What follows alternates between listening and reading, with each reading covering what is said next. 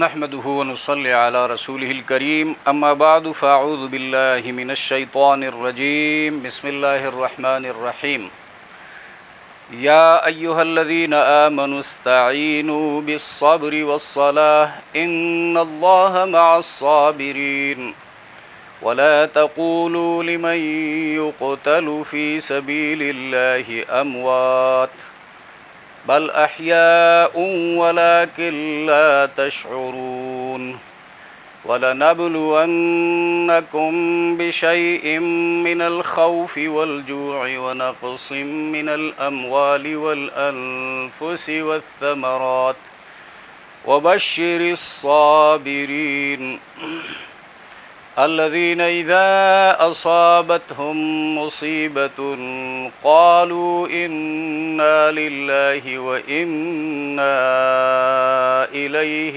راجعون۔ لفظی ترجمہ، یا ایہا الذین، اے وہ لوگو جو آمنو ایمان لائے ہو، استعینو مدد طلب کرو، بالصبری صبر کے ذریعہ، والصلاۃ اور نماز کے ذریعہ۔ ان اللہ بے شک اللہ تعالی مع الصابرین صبر کرنے والوں کے ساتھ۔ ولا تقولوا اور مت کہو، لمن ان لوگوں کو جو یقتلوا مارے گئے، قتل کیے گئے، فی سبیل اللہ اللہ کی راہ میں، اموات مردے، بل احیاء بلکہ وہ زندہ ہیں، ولکن لا تشعرون لیکن تم سمجھتے نہیں۔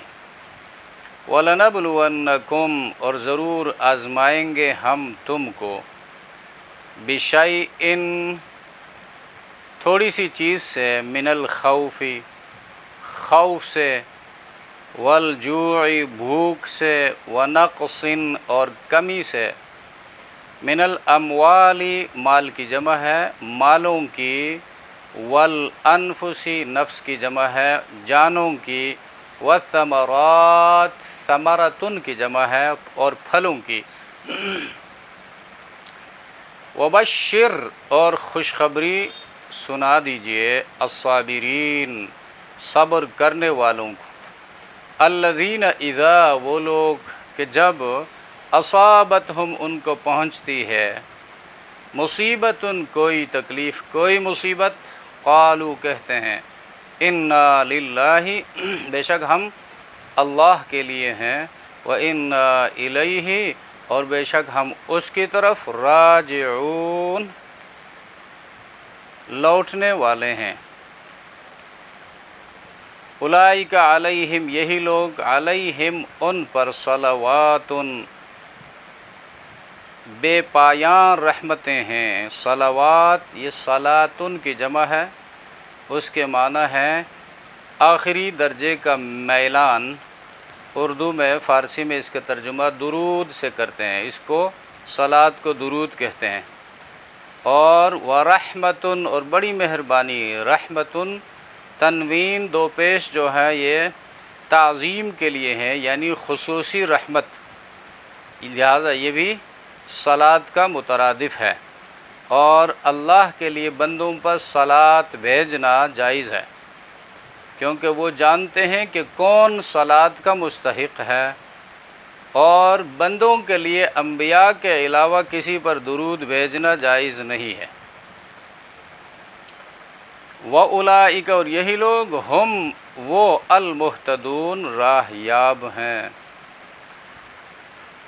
گزشتہ درس میں تو یہ فرمایا تھا، تم مجھے یاد کرو، میں تمہیں یاد کروں گا، اور میرا شکر ادا کرو اور کفر مت کرو۔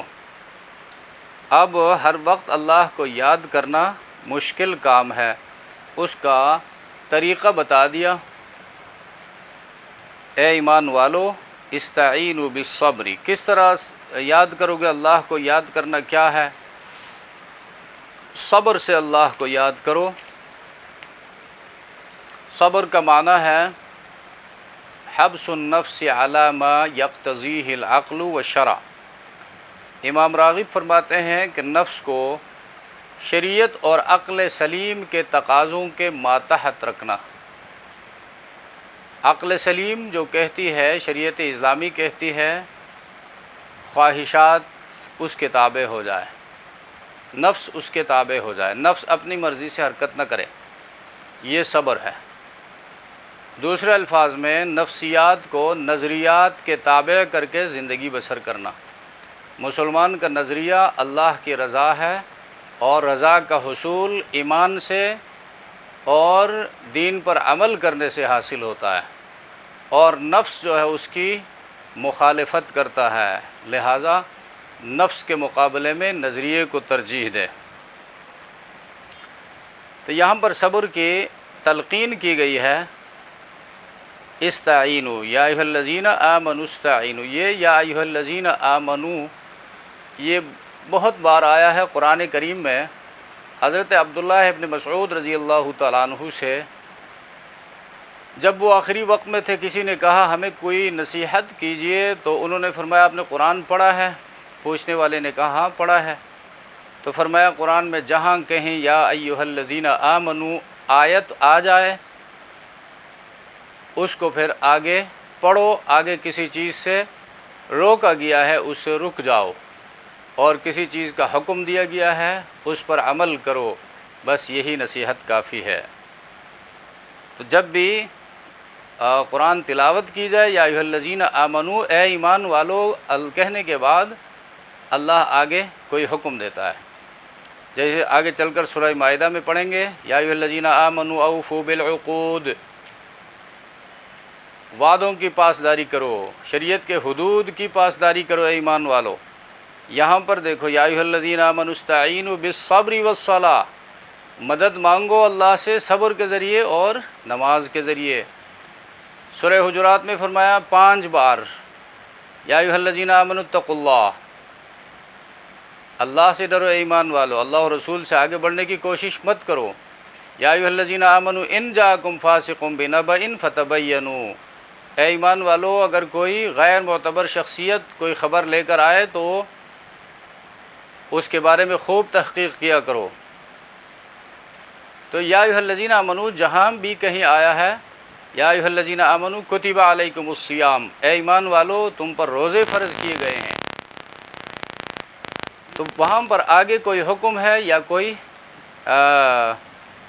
منع کیا گیا ہے کسی کام سے یا کسی کام کا حکم دیا گیا ہے، تو اس کے لیے بندہ حکم پر عمل کرے، اور جہاں رکنے کا حکم دیا گیا ہے اسے رک جائے، مشکل کام ہے، لیکن جس بندے کے اندر صبر ہو،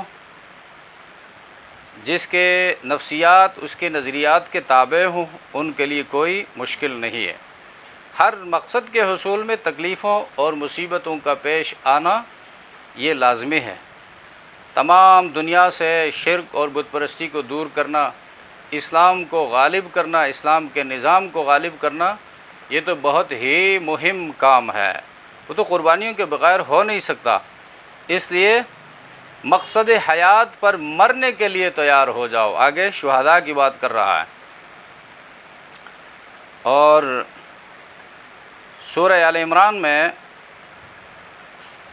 خلافت عرضی جو ہے، اللہ نے ان لوگوں کے ساتھ خلافت عرضی کا وعدہ فرمایا ہے جن میں صبر کا مادہ ہوتا ہے، جو ایک دوسرے کو بھی صبر کی تلقین کرتے ہیں۔ یا ایھا الذین آمنوا اصبروا وصابروا ورابطوا، صبر کرو اور ایک دوسرے کو دین پر ڈٹنے کی، جمنے کی تلقین کیا کرو، اور ایک دوسرے کے ساتھ رابطہ رکھو۔ اور ایک اور جگہ صبر کو اعلیٰ ترین اخلاق میں قرآن نے شمار کیا ہے، وَإِن تَصْبِرُوا وَتَتَّقُوا فَإِنَّ ذَلِكَ مِنْ عَزْمِ الْأُمُورِ، اگر تم صبر کرو گے، دین پر جم کر زندگی بسر کرو گے اور خدا رخی زندگی اختیار کرو گے، تو یہ اونچے اخلاق میں سے ہے، من عزم الامور، من الامور المعظمہ، بڑے بڑے کاموں میں سے ہے۔ اور نبی کریم صلی اللہ علیہ وسلم کو اللہ نے تسلی دی، فاصبر کما صبر اولو العزم من الرسل، اے پیغمبر صبر کیجئے جس طرح صبر کیا اولو العزم باہمت پیغمبروں نے، اور صبر ہو تو پھر 10 بندے 100 پر بھی غالب آ سکتے ہیں۔ ان یکم منکم 20 صابرون یغلبوا 200، اگر تم میں 20 صابر ہوں گے، ڈٹنے والے ہوں گے، تو وہ 200 کافروں پر بھی غالب آ سکتے ہیں۔ اور کہیں جو ہے جنگ کے مختلف اصول بیان کر کے بے صبری کو ہزیمت کا سبب قرار دیا گیا ہے۔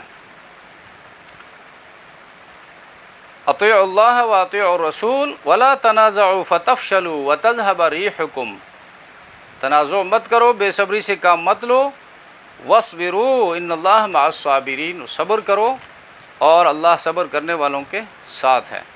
تو صبر جو ہے ایک منصوبہ بند زندگی گزارنے کا نام ہے۔ صبر اپنی محنت اور کوششوں کے ساتھ نتائج کا انتظار کرنا، بے صبر نہ ہونا، چاہے وہ دنیاوی کام ہے یا اخروی کام ہے۔ ہم جب اپنی 24 گھنٹے کی زندگی میں، دنیا کی زندگی میں دیکھتے ہیں، ایک سیٹ تک جب پہنچتے ہیں تو اس میں 25 سال انتظار کرنا پڑتا ہے۔ اس میں ایک بندہ اپنی ماں باپ کی خدمت چھوڑ کر، اپنی خواہشات کو قربان کر کے، اس کے ساتھ مال بہت زیادہ خرچ کر کے، اوقات کی پابندی کر کے، اچھے اسکول میں داخلہ لے کر، ویل اسٹیبلشڈ کالج میں داخل ہو کر، اچھی یونیورسٹی میں پڑھنے کے بعد پھر دن رات ایک کر کے تیاری کرتا ہے، پی ایم ایس افسر بنتا ہے، سی ایس ایس افسر بنتا ہے۔ اسی طرح دینی حوالے سے جو اس قربانی سے گزرتا ہے تو وہ دین کا بہت بڑا اسکالر بن جاتا ہے، لوگوں کے سامنے آتا ہے، لوگ اسے دین میں رہنما سمجھتے ہیں، اپنا پیشوا اس کو تسلیم کرتے ہیں۔ لیکن یہ سارا کام صبر آزما ہے، صبر کرنے کے بعد بندہ اس نتیجے تک پہنچتا ہے۔ تو اللہ کی رضا کو قرآن کریم نے وَلَذِكْرُ اللَّهِ أَكْبَرُ وَرِضْوَانٌ مِّنَ اللَّهِ أَكْبَرُ، اللہ کی رضامندی بہت بڑی چیز ہے، تو اس بہت بڑی چیز کو حاصل کرنے کے لیے بہت بڑے صبر کی ضرورت ہے۔ اور صبر کا معنی بتا دیا کہ عقل، خواہشات جو ہے عقل سلیم اور شریعت اسلامی کے اصولوں کے ماتحت رہے۔ پودا جب ہم لگاتے ہیں تو اگلے سال اس انتظار میں نہیں ہوتے ہیں کہ یہ ہمیں پھل دے گا، بلکہ اس کی حفاظت کرتے ہیں، اس کے لیے کھاد کا انتظام، پانی کا انتظام اور سورج کی روشنی کا انتظام کرتے ہیں، اور یوں جو ہے 3-4 سال کے بعد وہ پودا پھل دینے لگتا ہے، وہ ایک سایہ دار درخت بن جاتا ہے، وہ اپنے تنے پہ کھڑا ہوتا ہے۔ یہ کیا ہے؟ صبر ہے۔ تو اللہ کو راضی کرنے کے لیے بھی اور آخرت میں کامیاب ہونے کے لیے دنیا میں صبر، قرآن و سنت کے احکامات پر ایمان لانے کے بعد کاربند رہنا نہایت ضروری ہے۔ صبر کے بغیر یہ ہو نہیں سکتا۔ تو صبر کے ذریعے انسان حقیقت تک پہنچ جاتا ہے، کسی چیز کی حقیقت تک اس وقت پہنچتا ہے جب وہ بندہ اس کے لیے صبر کرتا ہے، تکالیف سہتا ہے، برداشت کرتا ہے، اور شکر کے ذریعے اس نعمت کو بندہ اپنے اندر اتارتا ہے۔ جب اللہ کا شاکر بندہ بن جائے تو صبر کے ذریعے جو کچھ حاصل کیا ہے وہ اس کے اندر جگہ پا لیتا ہے، اور اس کے فروٹس اس کو حاصل ہو جاتے ہیں، اس کے پھل اس کو حاصل ہو جاتے ہیں۔ اور امام احمد بن حنبل رحمہ اللہ فرماتے ہیں، یہ صبر قرآن میں جہاں کہیں بھی آیا ہے وہ استقامت مراد ہے، دین پر استقامت، دین پر جمنا۔ تو بہرحال مآل تمام اقوال کا ایک ہے، اور شریعت اسلامی کے اندر صبر ایک ہے مصیبت پر صبر۔ مصیبت آ جائے، نقصان ہو جائے، کوئی عزیز وفات پا جائے، اور وہ غم جو ہے دل سے ٹکراتے ہی بندہ اپنے آپ کو قابو میں رکھے۔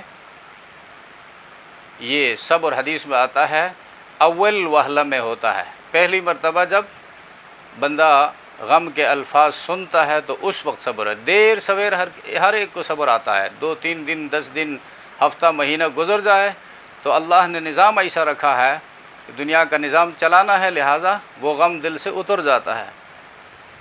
تو مصیبت پر صبر کرنا ایک ہے، طاعت پر صبر کرنا، الصبر علی الطاعہ،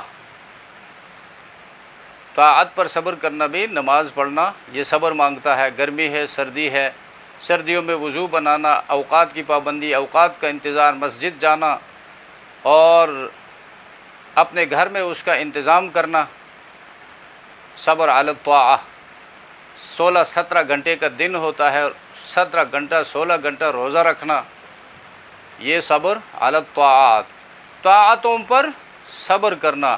صبر عن المعصیہ، گناہوں سے صبر کرنا۔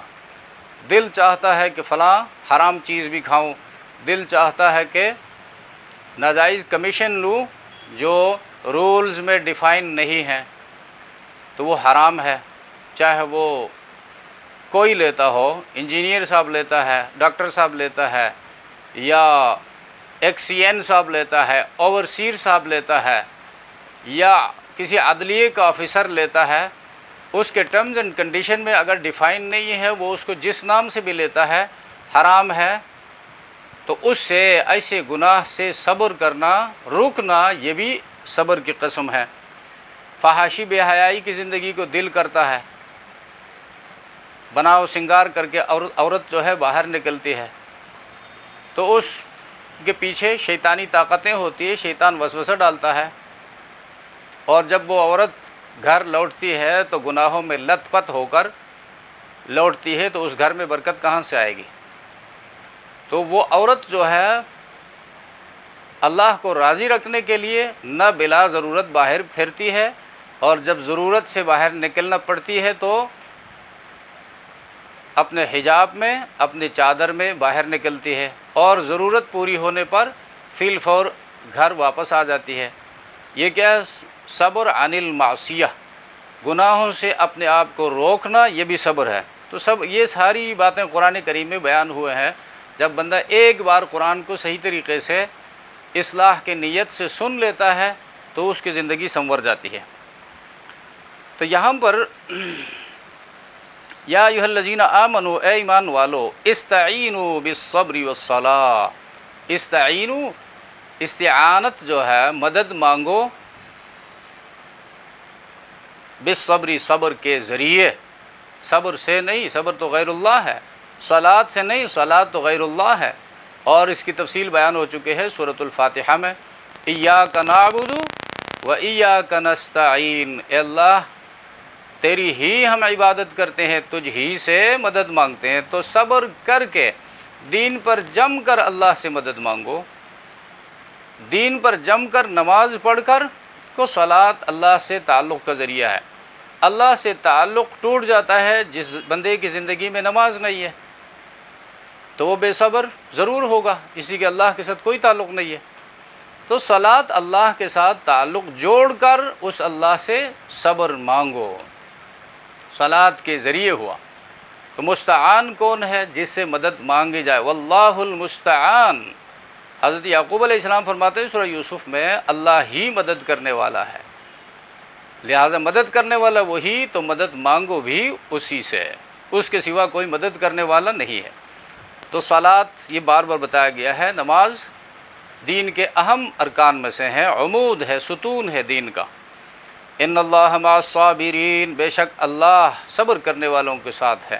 صبر کرنے والوں کے ساتھ ہونے کا مطلب اللہ کی معیت، اللہ کی حمایت صبر کرنے والوں کے ساتھ ہے، جو دین پر جمتے ہیں اور ڈٹ کر استقامت کے ساتھ زندگی بسر کرتے ہیں۔ ولا تقولوا لمن يقتل، اور مت کہو، لا تقولوا، اے لوگو مت کہو، لمن يقتل، اس شخص کو جو قتل کیا جائے، شہید کیا جائے، فی سبیل اللہ، اللہ کی راہ میں۔ اب یہاں پر وہ صبر کا اعلیٰ درجہ یہ کب حاصل ہوتا ہے؟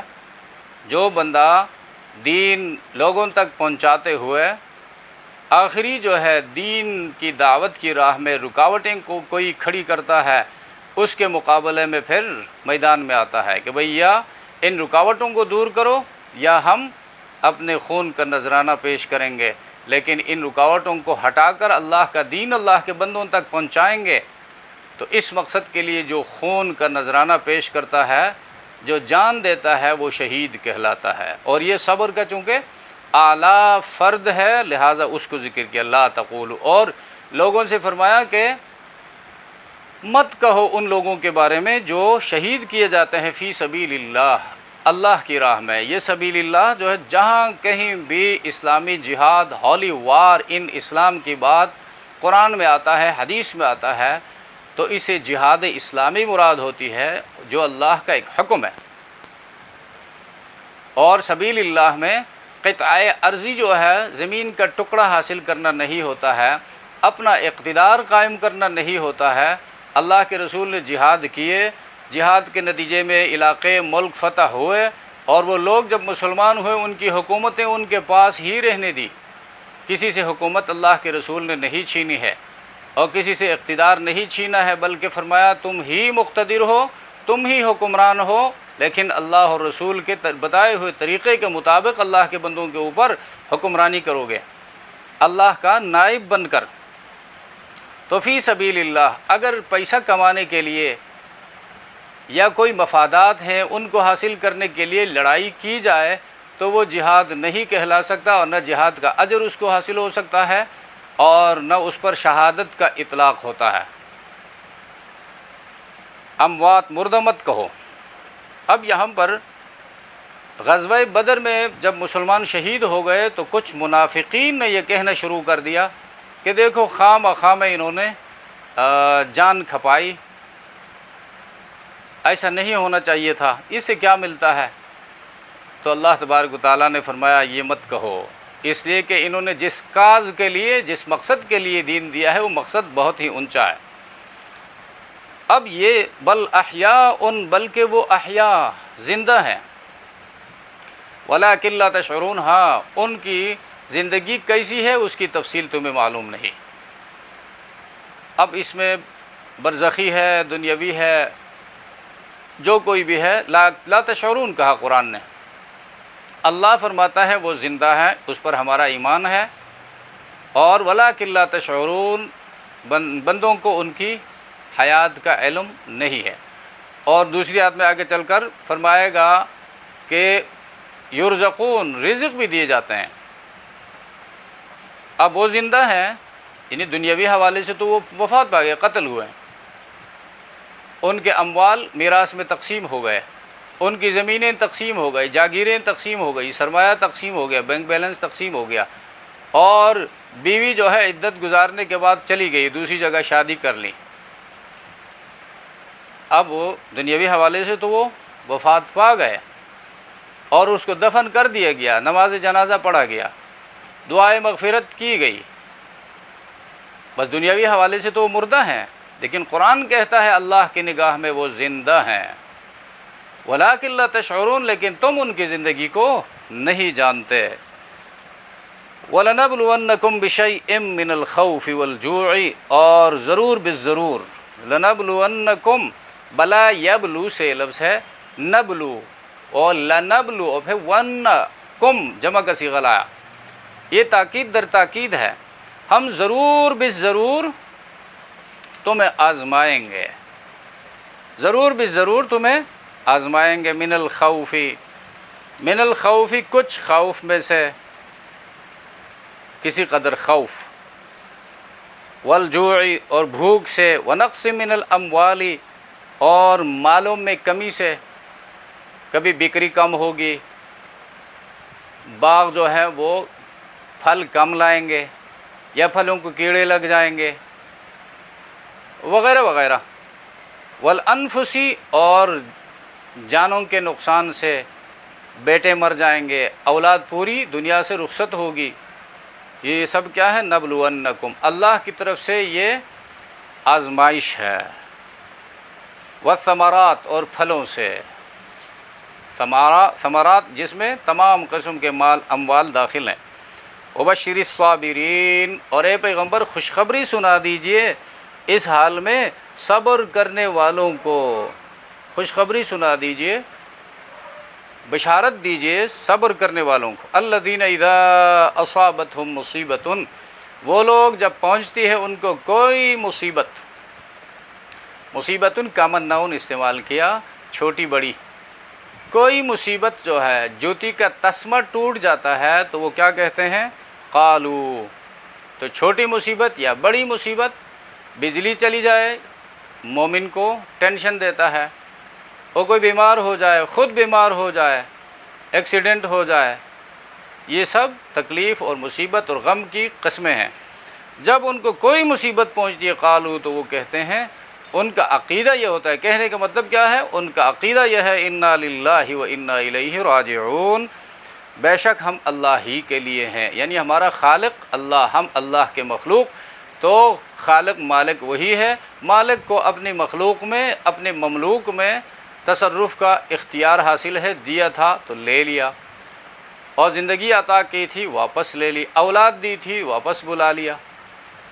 عقیدہ یہ ہوتا ہے کہ اللہ کا مال تھا، اللہ کا دیا ہوا تھا، اللہ نے واپس لے لیا۔ جہاں تک طبعی غم کی بات ہے، وہ فطرت انسانی کا خاصہ ہے، انسان اس وقت غمگین ہوگا، نقصان جب پہنچتا ہے، اولاد جب رخصت ہوتی ہے یا بندہ بیمار ہوتا ہے تو پریشان ہوتا ہے، اس سے روکا نہیں گیا ہے، لیکن البتہ جزا فضا سے واویلا کرنے سے روکا گیا ہے۔ وَإِنَّا إِلَيْهِ راجعون، اور ہم اسی اللہ کی طرف لوٹنے والے ہیں، عقیدہ آخرت کو ثابت کیا۔ جس طرح ہمارا مال اللہ نے دیا تھا، اللہ نے واپس لیا، اولاد اللہ نے عطا کی تھی واپس بلا لی، ہم بھی اللہ کی مخلوق ہیں، اللہ نے ہمیں پیدا کیا ہے، ہم بھی اسی کی طرف ایک نہ ایک دن لوٹنے والے ہیں، تو جب صبر کریں گے تو اس کا پورا پورا اجر اللہ ہمیں عطا کرے گا، اور جزا فضا ہوگی تو الٹا گنہگار اور ثواب ضائع۔ تو حدیث میں آتا ہے مضمون، مومن کا حال جو ہے وہ تر و تازہ کھیتی جیسا ہے، جس کو ہوائیں پہنچتی ہیں، کبھی اس کو پچھاڑتی ہیں اور کبھی اس کو سیدھا کرتی ہے، یہاں تک کہ اس کی موت آ جاتی ہے۔ اور منافق کا حال سیدھے کھڑے ہوئے درخت صنوبر جیسا ہے، جس کو کوئی چیز نہیں پہنچتی، یہاں تک کہ وہ یک بارگی اکھڑ جاتا ہے، جب مکمل زوردار طوفان آتا ہے وہ بیج سے ٹوٹ جاتا ہے یا جڑوں سے اکھڑ جاتا ہے، جب گرتا ہے تو جڑ سے اکھڑ جاتا ہے۔ اس حدیث کو صاحب مشکات نے مشکات المصابیح میں روایت کی ہے۔ اور دوسری حدیث میں فرماتا ہے، جس کسی مسلمان کو کوئی تکلیف پہنچتی ہے، خواہ بیماری ہو یا اس کے علاوہ، تو اس کے ذریعے اللہ تعالیٰ اس کی برائیوں کو جاڑتے ہیں۔ جیسے درخت جو ہے پت جڑ کے موسم میں، خزان کے موسم میں اپنے پتے جاڑتا ہے، یہ منفی پہلو سے تکالیف اور مصیبتوں کا فائدہ بیان ہوا۔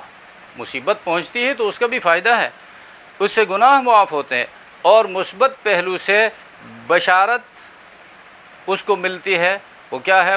وبشر الصابرین، صبر کرنے والوں کو جنت کی، اللہ کی رضا کی، درجات کی بلندی کی خوشخبری سنا دیجیے۔ اچھا، تو اعلیٰ درجہ کے صابرین جو ہیں وہ شہداء ہیں۔ ان آیات میں یہی کچھ بیان ہوا۔ اللہ تبارک و تعالی سمجھ عطا فرمائے۔